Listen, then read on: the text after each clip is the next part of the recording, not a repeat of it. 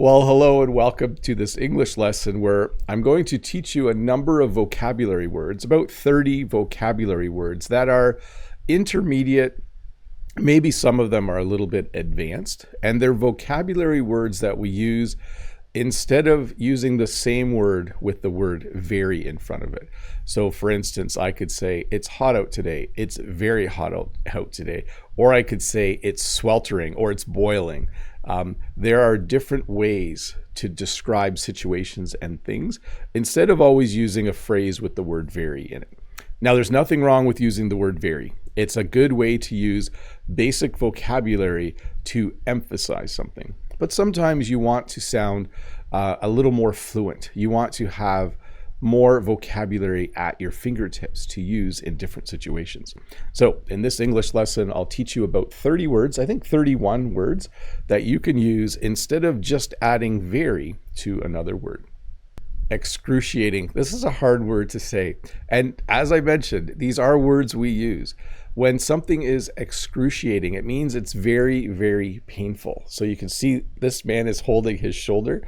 I actually have a sore shoulder right now. It's just a little bit painful though. It's not extremely painful or very painful. But if I had a really bad injury, I might use the word excruciating to describe it. Oh, the pain is excruciating, or this is excruciating. You can also use it to describe a situation that's painful. Maybe you go to see a play and it's very, very boring. It's painful to watch. You could say it is excruciating. I'll say the word one more time, excruciating. Kind of a tricky word to say, but definitely a way to describe something that is very painful. I feel bad for this man. I also chose this picture because I really like his shirt. If I could find a place to buy that shirt, I would buy that shirt. What a beautiful blue short-sleeved button-down collar shirt. I got to find that shirt somewhere. Basic. So when something is basic, it's the same as saying it's very simple. If you are someone who likes to do exercises, one of the basic exercises, just let me fix this for a sec. For some reason, oh, that's from the quiz last week. A very basic exercise is the push-up. If you were to start exercising, walking is a very basic exercise, a very simple exercise. Push-ups are a basic exercise. They are a very simple exercise. And if you want to know what the opposite is, it's complex. I don't know what this guy is doing. I don't think I could do this, but this looks very difficult. When something is complex, it's the same as saying it's very difficult. This looks like a very complex exercise to me. I think it's some sort of modified push-up. I'm not 100% sure. But if you were a beginner English learner, you might describe this as a very simple exercise. You might describe this as a very difficult exercise. But it would be better to say this is a basic exercise or this is a complex exercise. It's good to have a little more vocabulary. Wicked. So when something is evil, I put a picture of a black cat here. This is not the same as a black cat crossing your path, so don't feel superstitious. When something is wicked, it means that it's very evil. So in the world, we have good and evil. There are good people and there are bad people. There are people who do bad things. They do evil things. If you were to describe a very evil person or a very evil situation, you would use the word wicked. So the total opposite of bad, actually worse than bad, is how I would describe wicked. Spacious. Excuse me. There, that's better. When something is spacious, it means it has a lot of room in it. It's very roomy. Now, I thought when I made this slide, these might actually be two new words for you. But when you buy a big van or a big car, when you get inside, you might say, oh, it's very spacious in here. It's very roomy in here. It means you can stick your elbows out and not hit another person. This is definitely a very spacious room. This room is very roomy. Hopefully that doesn't confuse you. But definitely when something is like this, there's lots of room to stand. There's lots of space between the couches. there's really high ceilings. I would describe this room as spacious, and that would be a better way than saying very roomy. And then the opposite, cramped. So I don't know if you've ever gone to university or visited someone at university who lives in a small dorm room. A dorm room sometimes is very, very small. It's not spacious, it's cramped. So when we say a room is very small, when we say it's cramped, it means there's not a lot of places to put your things and not a lot of room to move around. It's the opposite of spacious or very roomy. So definitely when my son was at university, I thought his dorm room was cramped. It was very small. He couldn't have a lot of stuff, which was probably a good thing in the end. I would assume that that was a good thing, because the more stuff you have, the more stuff dad has to help you put in the van when he picks you up from university.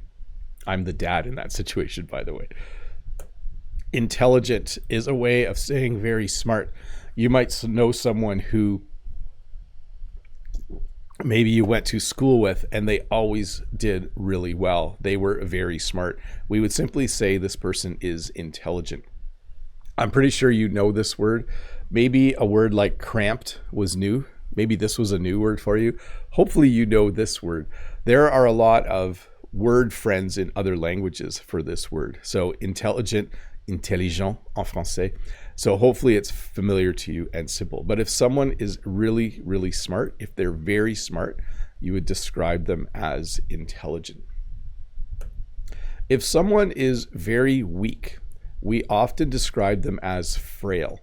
Frail is a word we often use to describe older people, people in their late 70s or late 80s. Certainly by the time someone is in their 90s, if someone lives to be 90 years old, we would probably describe them as frail. They might need to use a wheelchair. They're very weak. It's hard for them to walk long distances. It might even be hard for them to walk. It's hard for them to lift things that are heavy. So we would say that they are frail. My mom is older, but she's not frail yet. She's still a pretty strong lady.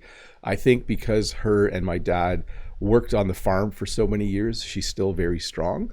But I imagine, as with all of us, someday she will be weak. Some days she will very weak. Someday she will be frail. Someday, if I live to be 85 or 90, I will probably be a little bit frail. Sometimes you go somewhere and it's very busy. The best example for this, I think, would be Christmas shopping. When I go to the mall, it is bustling. Let me say that word again. It's a little tricky to pronounce. Bustling. So when I go to the mall around Christmas time, it is bustling. It is very busy. There are people everywhere. Sometimes you have to wait in line to buy things because it's so busy. But definitely a very good way to describe a very busy place is to use the word bustling. And sometimes you'll hear them say, like, Toronto is a bustling metropolis. So bustling is used to describe cities, like lots of people walking around. Timid is used to talk about someone who is very shy. When someone is timid, they don't want to speak on the phone. Maybe they don't like making phone calls. Maybe they're a little bit shy. Maybe they don't like speaking in public. They're a little bit shy and maybe they don't want to talk in front of people. Maybe there's someone that they like romantically, but they're very timid. They don't have the courage to give them a call. So when you are timid, it means to be very shy, but it could also be to be a little bit afraid, right? You're nervous, you're afraid, you're shy, all of those kinds of things. And then it prevents you maybe from doing something that might be good for you. So if there's someone that you like, and you're afraid to ask them out on a date, if you're someone who's single, maybe just do it. Take a chance. That's my relationship advice today. What's the worst that can happen? They could say no. Oh well. Brief means very short. Sometimes at school, they'll say all the teachers go to the staff room for a brief meeting. That means we're going to have a very short meeting. It usually doesn't end up being a brief meeting. When a whole bunch of teachers are together in a room for a 5-minute meeting, sometimes it ends up being a 20-minute meeting. But when a meeting is brief, when you talk about a brief moment in time, the word brief means very short.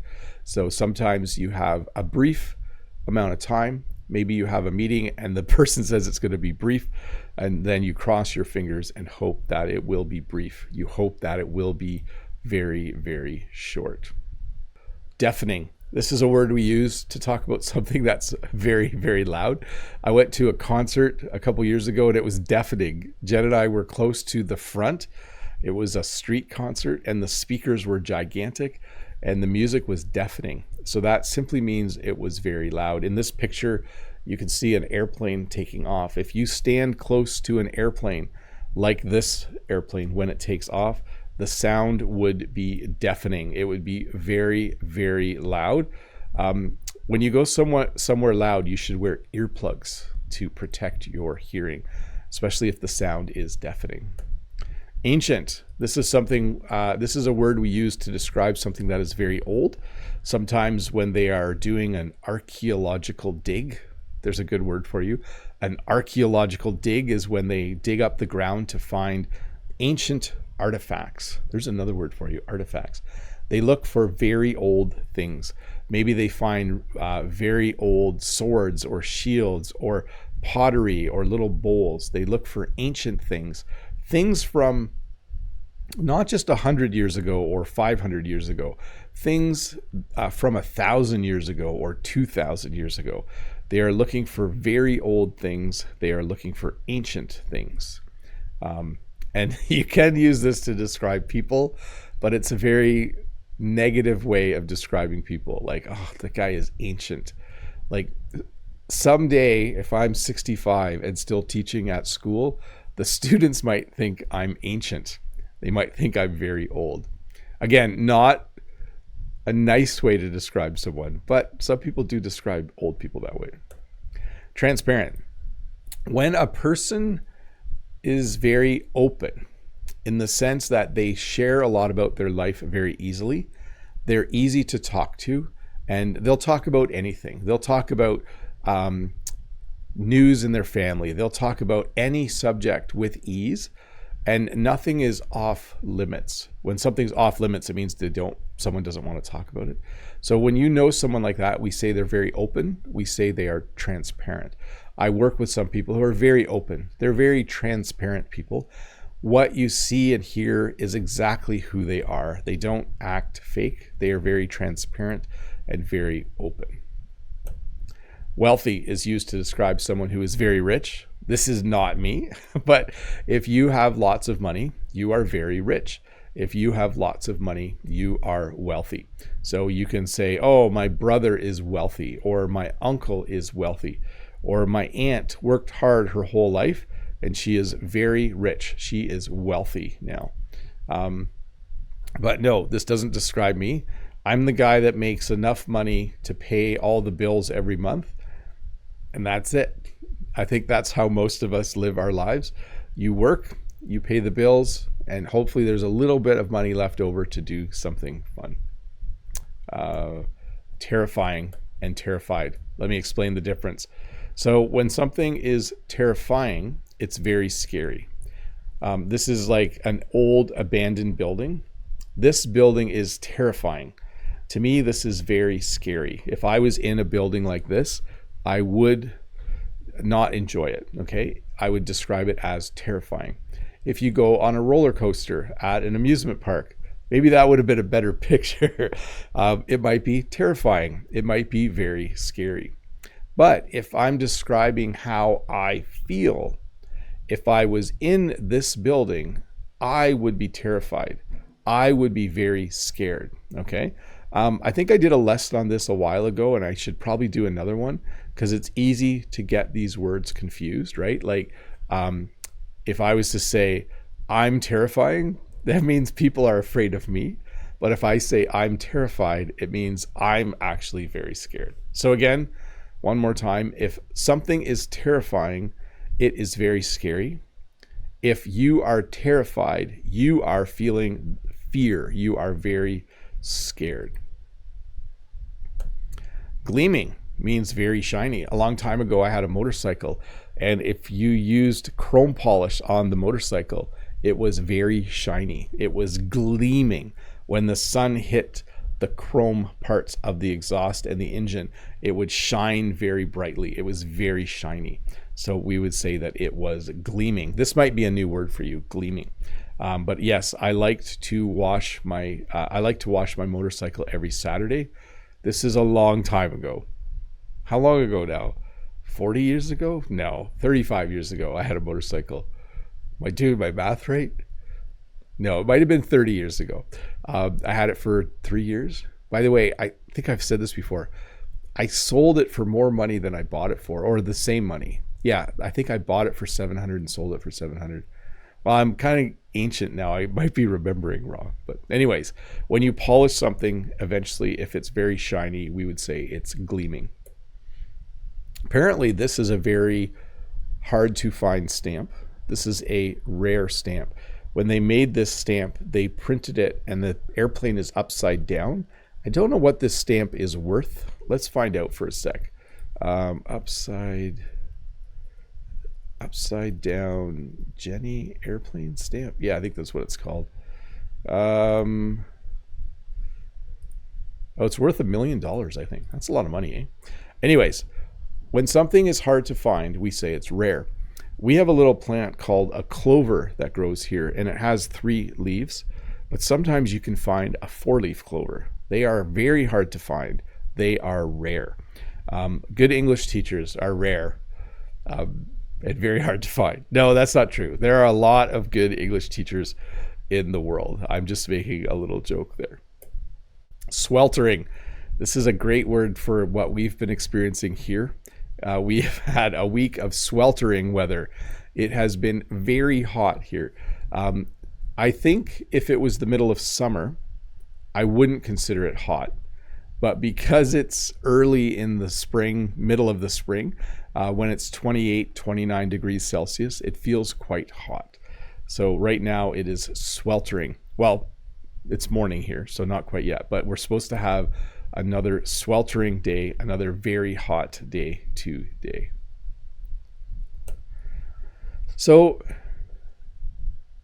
there's another way to talk about very hot, and it's the word spicy. So when I eat chicken wings or when I eat certain kinds of food, it has a lot of spices in it. It has a lot of peppers or hot sauce in it. And I consider that food very hot. I consider it spicy. We sometimes use the word hot and spicy together, but generally in North America, if you say you're going to go out and eat spicy food, you usually mean you're going to eat food that's very hot, food that has a lot of, I'm trying to think of maybe a lot of chili powder, maybe a lot of chilies or peppers in it, maybe some jalapenos or some ghost peppers were used to make whatever you're eating. So sometimes when you order food, you order it and you say, just make it a little less spicy if you don't like spicy food. I'm sure many of you are from countries that love eating spicy food. And if I visited your country, I might find the food very hot or spicy. Starving. So this is an interesting word because starving kind of has 2 meanings. It has a serious meaning, and then it has an informal meaning as well. The serious meaning is that someone is not getting enough food.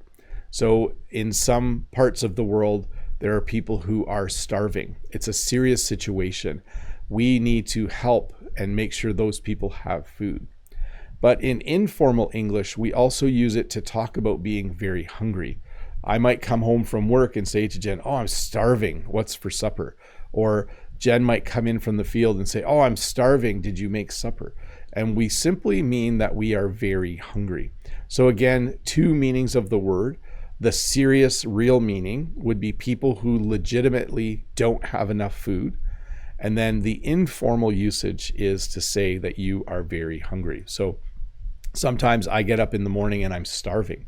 I'm very hungry and I will eat right away. I will eat as soon as I get up. Captivating. Do we have this word earlier in the chat maybe? When something is captivating, it is very interesting. There's probably a lot of different words for very interesting, but if you go see a movie and say it was captivating, it means it was very interesting.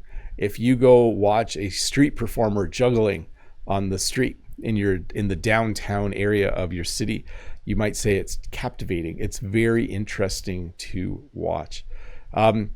When we teach on YouTube, we try to be captivating. I try to be very interesting so that you enjoy watching the video and you're able to learn about that. Sorry, I just lost my train of thought there. So and you're able to learn about what's in the video. I was reading the chat while teaching. I shouldn't do that.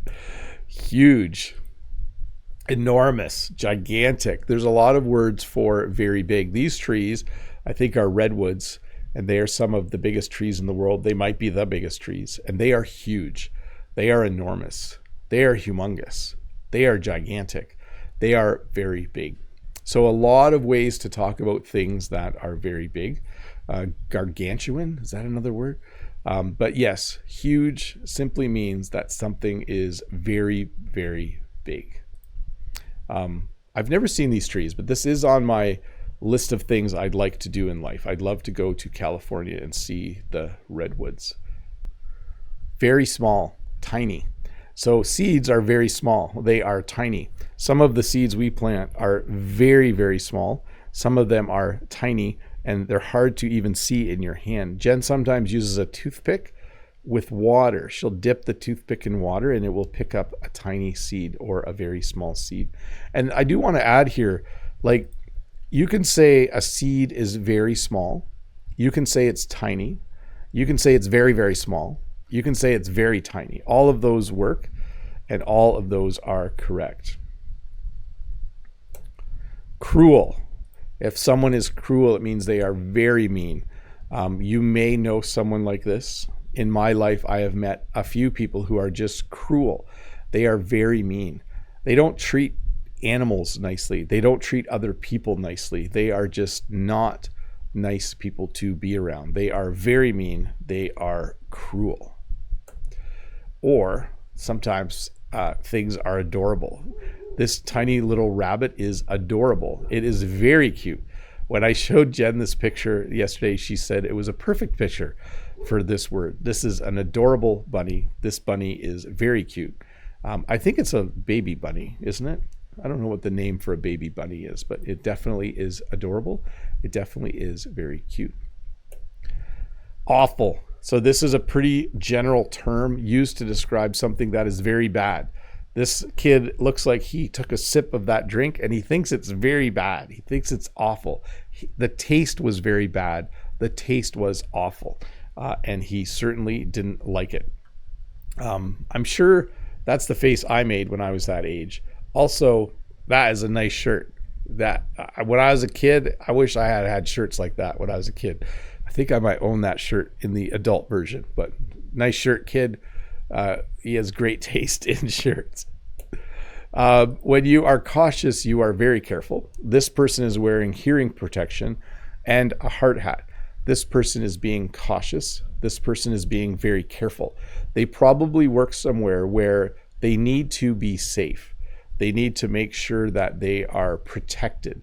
And so in order to prevent injuries, they are being cautious. They are being very careful. They're wearing a hard hat and some ear protection. I would say good job to that person.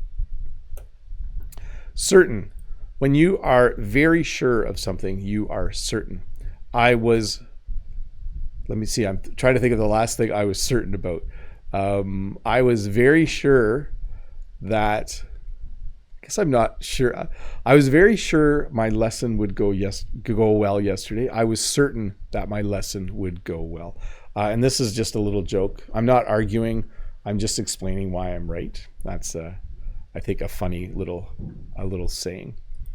Let's see here. Oh, freezing, very cold. I should have put this slide up with the sweltering, but sometimes in the winter, there are days where it is very cold outside. It is freezing outside. Sometimes Jen comes in after she goes to the barn in the winter in the morning and comes in and she'll say, It's very cold outside. It is freezing outside today. You'll want to wear a winter coat when you go outside today. It is freezing. It is very cold. I kind of miss this, by the way. I miss this time of year. I mean, I do love how, if you watch my short lesson on my other channel today, it's just very green outside. But definitely, I do miss scenes like this. It is fun in the winter when it's very cold, when it is freezing.